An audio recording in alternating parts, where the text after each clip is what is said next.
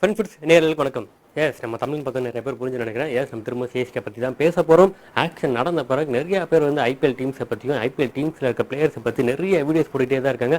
அந்த வகையில் நம்மளும் நிறைய வீடியோஸ் போட்டிருக்கோம். ஸோ நம்ம வீடியோஸ் போட்ட பிறகு பார்த்தீங்கன்னா நிறைய பேர் வந்து கீழே கமெண்ட்ஸில் வந்து சிஎஸ்கே வந்து நம்ம நினச்ச மாதிரி இல்லை, ஸோ சிஎஸ்கேல வந்து ஒரு ப்ராப்பரான பிளேயரே இல்லை, அது மிடில் வந்து பார்த்தீங்கன்னா ரொம்ப வீக்காக இருக்குது, அது பவுலிங் அந்த மாதிரி இல்லைன்னு நிறைய கமெண்ட்ஸ் போட்டுகிட்டே தான் இருந்தாங்க. ஸோ அது கீழே வந்து நிறைய பேர் வந்து பதிலுக்கு கமெண்ட்ஸும் போட்டு தான் இருந்தாங்க. இந்த டீம் போதும் அப்படின்ற மாதிரி பேசிட்டு இருந்தாங்க.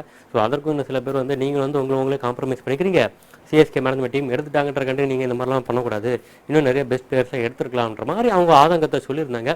ஸோ இது எல்லாம் இப்படி போயிட்டு இருக்கும்போது இப்போதைக்கு இதை பேசுகிற நிறைய பேர் கேட்பீங்க, எஸ் இப்போ நம்ம Robin Uthappa one of the CSK part of the family அப்படின்னு நிறைய சொல்லிட்டே இருக்கலாம். எஸ் இப்போ அவர் என்ன சொல்லியிருக்கேன் அப்படின்னா, அவரோட யூடியூப் சேனலில் அதுவும் தமிழ்லேயே பேசியிருக்காருப்பா, வணக்கம் சொல்லிட்டு அவர் வாட்டு ஆரம்பிக்கிறாரு. ஸோ சிஎஸ்கே எந்த அளவுக்கு டீம் ஸ்ட்ராங்காக இருக்குன்றத அவர் சொல்லியிருக்காரு. ஸோ என்ன தான் நம்ம வெளியே தான் 1000 பேசலாம், இருந்தாலும் ஒரு ஃபேமிலியாக டீமில் இருந்து ஒருத்தர் பேசும்போது கண்டிப்பாக வந்து அதை சில விஷயம் நம்ம ஏற்றுக்கிட்டு தான் ஆகணும், அதை வந்து மறுக்க முடியாது. ஸோ அவர் இப்போ என்ன சொல்லியிருக்கிறோம் பார்த்தீங்கன்னா, ஓப்பனிங் எடுத்தோன்னே ருத்ராஜ் அண்ட் கான்வே உண்மையில் சொல்லிட்டு இது நல்ல பெஸ்ட்டு பேராக சொல்லியிருந்தாரு. ஸோ அதிலும் குறிப்பாக அவர் சொன்ன விஷயங்கள் வந்து எடுத்தோடனே அவர் போன ஆல்ரவுண்டர் யாரும் பார்த்தீங்கன்னா சாம் கரன் தான். ஸோ 2.40 crores ஒரு சாம் கரன் மாதிரி ஒரு ஆளை வந்து வாங்கி போட்டது உண்மையிலே வந்து சிஎஸ்கே பெரிய லக்குன்னு கண்டிப்பாக சொல்லியிருந்தாரு. ஏன்னா லாஸ்ட் சீசன் நம்ம பார்த்துருப்போம். ஸோ அவர் ஆக்ஷன் வந்து எந்த அளவுக்கு வேல்யூவாக போயிருந்தார் அப்படின்னு. ஸோ பஞ்சாபுக்காக வந்து 18 crores கிட்ட போயிருந்தார். ஆனால் இப்போ நம்ம சிஎஸ்கேக்காக 2.4 crores அப்படின்னா கண்டிப்பாக வந்து அது வந்து சிஎஸ்கே கிடைச்ச லக்குன்னு தான் நம்மளும் சொல்லி ஆகணும். நானும் பல வீடியோஸ் நிறைய வீடியோ சொல்லியிருந்தேன். ஸோ அதற்கடுத்தபடியே அவர் பேசுனது ராகுல் திரிபாதி. ஸோ நம்ம எல்லாருமே சொல்லிட்டு ஒரே விஷயம்னா, ராகுல் திரிபாதி ஏன் சொல்கிறீங்க, அவர் ஒன்றும் அந்தளவுக்கு பெரிய ஹிட்டர் கிடையாதுன்ற மாதிரி நிறைய பேர் பேசிகிட்டு இருக்காங்க.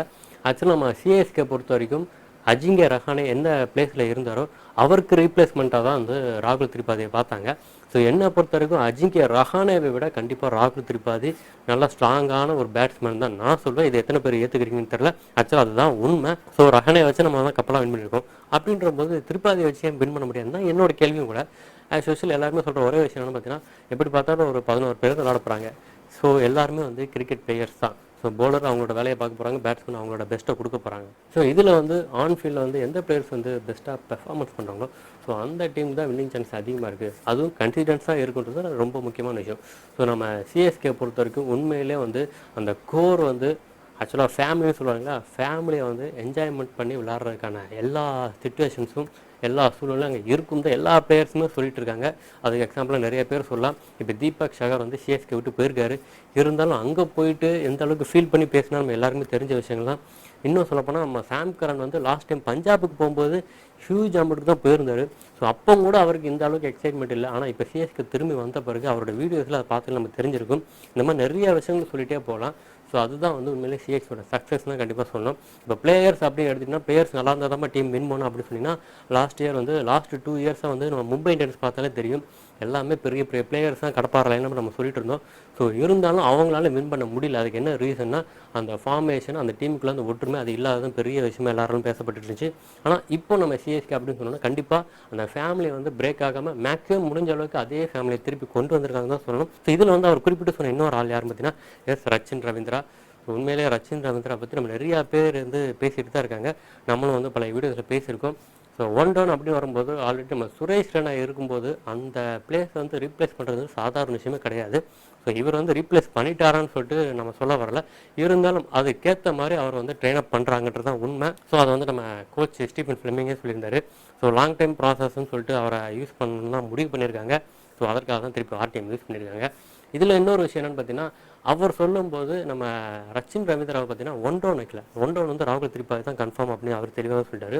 அவர் வந்து 5th 6th வந்து கண்டிப்பாக வர்றதுக்கான வாய்ப்பு இருக்குது. ஸோ அதுலேயும் குறிப்பாக வந்து சிஎஸ்கேவோட மிடில் தான் ரொம்ப வீக்காக இருக்குது. ஸோ அதை வந்து எப்படி வந்து நிவர்த்தி பண்ண போகிறாங்கன்னு தான் எல்லாருமே பேசிகிட்டு இருந்தாங்க. நம்மளும் சொல்லியிருந்தோம், ஒரு பவர் ஹிட்டர் அதாவது ஒரு ஃபினிஷர் இல்லாமல் போயிட்டாரோ அப்படின்னு நம்ம பேசிகிட்டு இருந்தோம். ஸோ அந்த ரோலுக்கு ரச்சின் ரவீந்திரா எந்த அளவுக்கு அடாப்ட் ஆவார்னு தெரியல. ஸோ ஆரம்ப கட்டக்காலங்களில் ரச்சின் ரவீந்திரா வந்து 7th down 8th down தான் வந்துட்டு இருந்தார். ஸோ நடுவில் ஒரு மேட்ச்சில் வந்து ஒரு ஓப்பனிங் சான்ஸ் கிடைக்கும்போது ஸோ அதில் ஓப்பனிங் கிடச்சி தான் வந்து ஃப்ரண்ட் ரோவில் வந்தார். ஸோ எப்படி பார்த்தாலுமே சிஎஸ்கே வந்து அவர் மிடில் கூட யூஸ் பண்ணலான்றது உண்மை தான். ஸோ எந்த ஒரு பொசிஷனாக இருக்கட்டும், எந்த டைமில் எந்த சிச்சுவேஷன் வந்து போலிங் போட சொன்னாலும் சரி, கண்டிப்பாக வந்து அவரோட பங்களிப்பை கண்டிப்பாக கொடுப்பாருன்ற எந்த சந்தேகமும் இல்லை. ஸோ எப்படி பார்த்தாலும் ஒரு பிளேயர் அப்படின்னா நான் அந்த பொசிஷனாக விளாடுவேன், இல்லை எந்த பொசிஷன் எனக்கு செட் ஆகுன்ற மாதிரி சொல்லாமல் எந்த பொசிஷன் கொடுக்குறோமோ அந்த பொசிஷனுக்கு எந்த ஃப்ளெக்சிபிளாக விளையாடக்கூடிய ஒரு ஆள் பார்த்தீங்கன்னா கண்டிப்பாக ரச்சின் ரவீந்திரன் நம்ம சொல்லி தான் ஆகணும். ஸோ அதைத்தான் வந்து அவர் மென்ஷன் பண்ணியிருந்தாரு. ஸோ அதற்கு அடுத்தபடியாக அவர் பேசின ஆல்ரவுண்டர் அப்படின்னு பார்த்தோம்னா கண்டிப்பாக நம்ம அஸ்வினை பற்றி தான் பேசி ஆகணும். எஸ், திருப்பி வந்து கம்பேக் கொடுத்துருக்காரு. 2015 அடுத்து திரும்பவும் 2025 வராரு. உண்மையிலே வந்து எல்லாராலுமே இது வந்து பெரிய விஷயமா தான் பார்க்கப்பட்டு இருக்கு. அதுலேயும் குறிப்பாக வந்து சிஎஸ்கே வந்து அவருக்காக பெட்டிங் பண்ண விதம், இவர் நாங்கள் விட மாட்டோம்ப்பா. எனக்கு தெரிஞ்சு சிஎஸ்கேக்கு இன்னும் 2 கோடி போயிருந்தா கூட 12 கோடி வரைக்கும் கூட போயிருப்பாங்கன்றதான் உண்மை. ஸோ அதில் எந்த ஒரு மாற்று கருத்துமே இல்லை. ஆனால் 12 கோடி கொடுத்து மற்ற டீம்ஸ் அவங்க எடுத்துருப்பாங்கன்னு சொல்லி கண்டிப்பாக ஒரு டவுட்டு தான். ஸோ நம்ம சிஎஸ்கே மேனேஜ்மெண்ட் வந்து ரொம்ப ஸ்ட்ராங்காக வந்து அஸ்வினை திரும்பவும் நம்ம டீமில் கொண்டு வரணுன்றத ரொம்ப தெளிவாக இருந்தாங்கன்னு அது மூலமாக கண்டிப்பாக தெரிஞ்சுக்க முடிஞ்சு.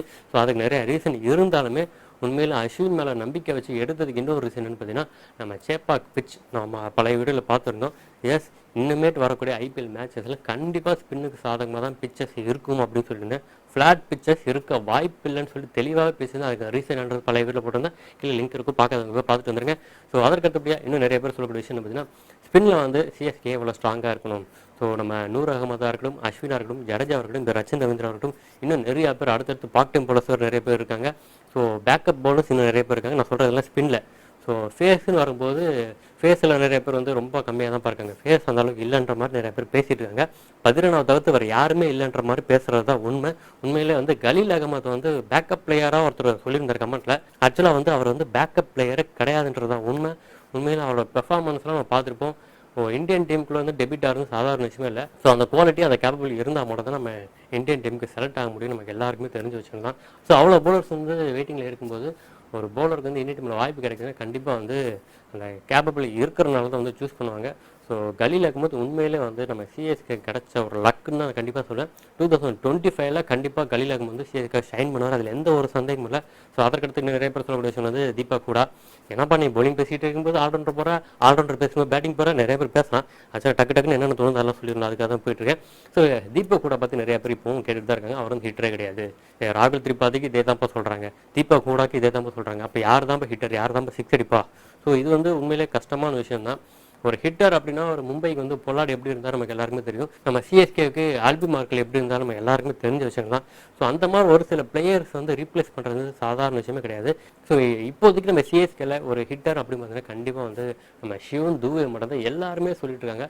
ஸோ அவரும் வந்து ஸ்டாண்டர்டாக வந்து எல்லா மேட்சஸும் ரெகுலராக விளையாடுவாரான்னு பார்த்தோன்னா எந்த ஒரு பிளேயருக்குமே அப்படி ஒரு கமிட்மெண்ட், அப்படி ஒரு கன்ஃபர்மேஷன் கொடுக்க முடியாதுன்றதான் உண்மை. ஸோ இது எல்லாத்தையும் தாண்டி கம்மிங் இயர் 2025 சிவம் துபே என்ன பண்ண போறாருன்னு நிறைய பேர் கேட்டுட்டு இருக்காங்க. இப்போ அவருக்கு வந்து கிளிக் ஆகல அப்படின்னா அவர் யார்ப்பா இருக்கான்ற மாதிரி கேள்வி எழுப்பிட்டு இருக்காங்க. ஸோ அதற்கடுத்தபடி நம்ம எல்லாரும் சொல்லக்கூடிய விஷயங்கள் எம்எஸ் தோனி. ஸோ தலை வந்து இந்த வயசுல திருப்பி பழைய ஃபார்முக்கு வருவாரா, அவரால் விளையாட முடியுமா? எனக்கு தெரிஞ்சு அவர் மேலே அவர் கான்ஃபிடென்ட் இருந்தால் மட்டும்தான் அவர் வந்து உள்ளே வருவார். ஸோ லாஸ்ட் இயரே அவர் சொல்லியிருந்தாரு, நமக்கு வயசாதுன்ற கண்டி போலர்ஸ்லாம் வந்து நம்ம கருணை காட்ட போகிறது இல்லைன்னு சொல்லிட்டு அவர் தெளிவாகவே சொல்லியிருந்தாரு. ஸோ உண்மையிலே அவர் மேலே அவர் நம்பிக்கை இருந்தால் மட்டும் தான் எந்த ஒரு போலராக இருந்தாலும் சரி ஹிட் பண்ண முடியுன்ற கான்ஃபிடென்ட் இருந்தால் மட்டும் தான் கண்டிப்பாக டீமில் வருவார். அந்த கான்ஃபிடென்ட் இருந்தனால தான் வந்திருக்காரு. உண்மையிலே அதைத்தான் இப்போ எல்லாருமே சொல்லிட்டு இருக்காங்க. ஸோ எம்எஸ் தோனிக்கு இருந்து 400 ஸ்ட்ரைக் ரேட் இல்லை, மினிமம் 200 ஸ்ட்ரைக் ரேட் கிடைச்சா கூட போதும்னு இப்போ எல்லாருமே சொல்லிட்டு இருக்காங்க. எஸ், அதுக்காக நம்ம வெயிட் பண்ணிட்டு இருக்கோம். இந்த மாதிரி ரிவ்யூஸ் பேசுகிறாங்க இல்லைங்களா, அந்த மாதிரி ஃபேன்ஸுக்கு எல்லாருக்குமே பதிலடி கொடுக்கணும்னா ஒரே ஒரு விஷயம் தான், 2025 நம்ம ஐபிஎல் ஸ்டார்ட் பண்ணுற வரைக்கும் வெயிட் பண்ணி தான் ஆகணும். ஃபஸ்ட்டு மேட்ச் நம்ம சிஎஸ்கேயோட பெர்ஃபார்மன்ஸ் பார்க்கும்போது எல்லாருக்குமே ஓவரால் தெரிஞ்சுட்டு தான் உண்மை. ஸோ அது வரைக்கும் நம்ம வெயிட் பண்ணி தான் பார்க்கணும். ஸோ இதற்கடுத்தபடியாக நம்ம சிஎஸ்கேல வந்து ஒரு பவுலர் அப்படி சொல்லிட்டு குறிப்பிட்டு சொல்லணும்னா கண்டிப்பாக வந்து வேறு யாரும் மேலே நம்ம தமிழகத்தை சேர்ந்த குர்ஜப்னீத் சிங். ஸோ கஷ்டப்பட்டு சொல்லிட்டேன் பேரை.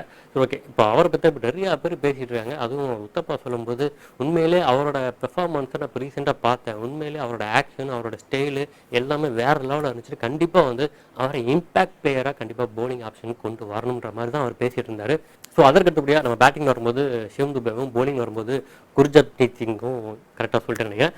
இவங்க 2 பேர் தான் மாற்றி மாற்றி வரணுன்ற மாதிரி பேசிகிட்டு இருந்தார். ஸோ அதற்கு அடுத்தபடியாக அவரோட பிளேயிங் 11 வேறு சொல்லியிருந்தார். உண்மையில் அந்த பிளேயிங் 11 ரொம்ப இன்ட்ரெஸ்டிங்காக இருந்துச்சு. கண்டிப்பாக சொல்லணும். நம்ம ஆல்ரெடி வந்து நம்ம நிறையா சிஎஸ்கோட ப்ராபபிள் பிளேயிங் 11 பார்த்துருப்போம். இருந்தாலும் இவர் சொல்லும்போது உண்மையிலே அது கொஞ்சம் டிஃப்ரெண்ட்டாக நல்லா இருந்துச்சு. கண்டிப்பாக சொல்லணும். ஸோ பார்க்காதவங்க போய் பார்த்துட்டு வந்திருக்கேன். குறிப்பாக வந்து இந்த வீடியோ பார்த்தவங்க இந்த வீடியோ வந்து உங்கள் ஃப்ரெண்ட்ஸ் ஷேர் பண்ண மறந்துடாதீங்க. இப்போ அவரோட பிளேயிங் 11 ப்ராப்ளம் என்னன்னு பார்த்துடலாமா? ஓப்பனிங் எடுத்தோன்னே ஆஸ் யூசுவல் எல்லாரும் தெரிஞ்ச வச்சுக்கலாம். Yes, Gaikwad and Devon Conway. One down ராகுல் திரிபாதி ஆஸ் யூஷுவல். அதுக்கடுத்து ஃபோர்த் டவுன் வந்து சிவம் துபே. அதுக்கடுத்து ஃபிஃப்த்து பார்த்தீங்கன்னா Sam Curran or Rachin Ravindra போட்டுருக்காரு. நம்ம ஆல்ரெடி சொன்ன மாதிரி தான் சாம் கரனாக இருக்கலாம், இல்லாட்டி ரச்சின் ரவீந்திராவாக இருக்கலாம். இப்போ ஃபேஸ் வேணும்னா சாம் கரன் வருவார், இல்லை ஸ்பின் வந்து இன்னொரு ஆப்ஷன் வேணும் அப்படின்னா ரச்சின் ரவீந்திராவுக்கு போகலான்ற மாதிரி பேசிட்டு இருக்காங்க. ஸோ அதை வெயிட் பண்ணி தான் பார்க்கணும். நம்ம மேக்ஸிமம் பார்த்தீங்கன்னா சாம் கரன் தான் அதிகமாக போவாங்கன்னு தோணுது. ஸோ அதான் அதற்கடுத்தபடியாக ஜடேஜா அண்ட் எம்எஸ் தோனி, கலீல் அகமத் அண்ட் பதிரனா. அதுக்கடுத்து ஸ்பின் ஆப்ஷன் வரும்போது கண்டிப்பாக அஸ்வின் அண்டு நூர் அகமது. ஸோ இதுதான் வந்து பிளேயிங் 11 இருக்கும். ஸோ இதற்கடுத்தபடியாக நம்ம தோத்து பிளேயர் வந்து குர்ஜப்னீத் சிங் தான் இருக்கும்.